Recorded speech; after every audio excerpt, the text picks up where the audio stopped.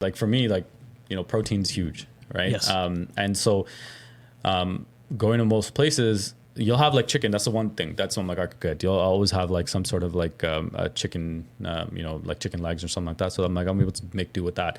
But outside of that, everything else is, especially if you go like family's house, it's going to be some sort of curry. It's going to be, just 2-3 different type of carbs and so forth. But even the salads they make is going to be drenched in like mayo or and like all these other dressings and stuff. So I'm like, okay, this is a dessert, right? Yeah, that's right. So that's the one thing. It's like, okay, right. So that obviously becomes difficult, right? But if you start normalizing certain elements of it, then it starts to become a lot easier over time.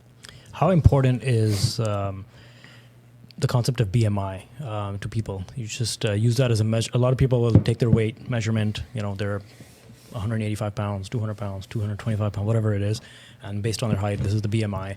And basically, everybody is either overweight or even obese. You'll have people who are really in shape, technically be out of shape, right? Like you had a famous case in it was the U.S. military, I believe it was, where they had certain soldiers that were just massive. And then you'll have certain professionals come in and be like, oh, their BMI is too, but their energy's fast. Like their energy's really good. They're fast. They're moving.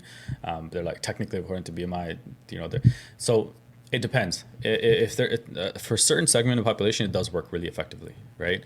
But then for the certain segment, it doesn't. Like for me, it wouldn't work. I would technically be on the higher side, right?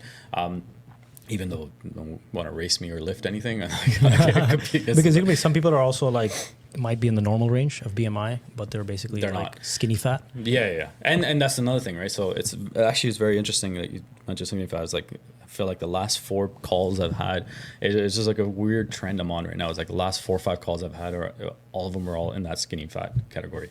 So it was just like strange that I just had. But that's the one thing. It's like if you have that, well, actually, to be honest with you, that's often worse than being skinny fat than being overweight. Simply because, obviously, because technically, medically, like when you go to BMI, they're like, oh no, you're fine, right? Or even if you just look at someone, you're like, oh, you look good, you're skinny, right? But their t-shirt's a little bit looser, so you can't really see their gut, right? That's oftentimes worse because when you look in the mirror, or you look on the scale, you're like overtly, you're like, whoa, I'm getting big. Right, but then when you're skinny fat, you don't notice that. You don't notice right? that. You're, like those indicators aren't going off, right? Yeah. And it's just genetics, right? There's no, it's just like spot reduction. Like I can't point to one specific area and be like, all right, I want to lose weight here, right? It's an overall gradual thing, and it's just strictly genetics. I think the skinny fat is also dangerous, not just because you can, not really understand you're not in optimal health, but because you have such little muscle mass. Mm-hmm. And whatever weight that you do have is basically all fat, that you are very easily predisposed to be pre-diabetic or basically diabetic because there's just no metabolically active muscle around you. Well, yes. But it's also because, like, for example, say someone who gains weight very quickly, right? They'll look at themselves right away and be like, all right, my pants aren't fitting, right? My shirts are too tight. Right, so those indicators those alarms are going off a lot faster. They say as opposed to someone who's skinny fat. That's right. Right, because they're able to be like, all right, man, I can just kind of push this to the side.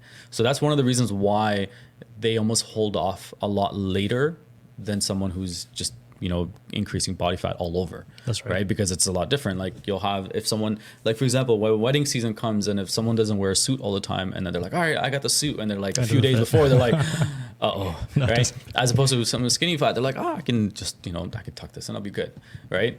So those alarms aren't going off as opposed to that person be like, yeah, I can't. So what's the best way to get that belly fat down? I think that's the number one thing most people worry about is get my belly down. So there's no spot reduction, right? It has to be an overall approach, right? Like, so every single time you see like, 3 ways to get rid of your belly or, to burn fat and so forth, or like, 3 exercises, core exercises, like you can do 1 million sit-ups in a day.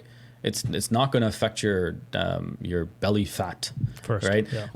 Right. There's no such thing as spot reduction, right? So like it's like I want to lose weight in just my left arm for some reason, right? It's like you can't do that, right? It's an overall approach, right? You have to lower your daily calories.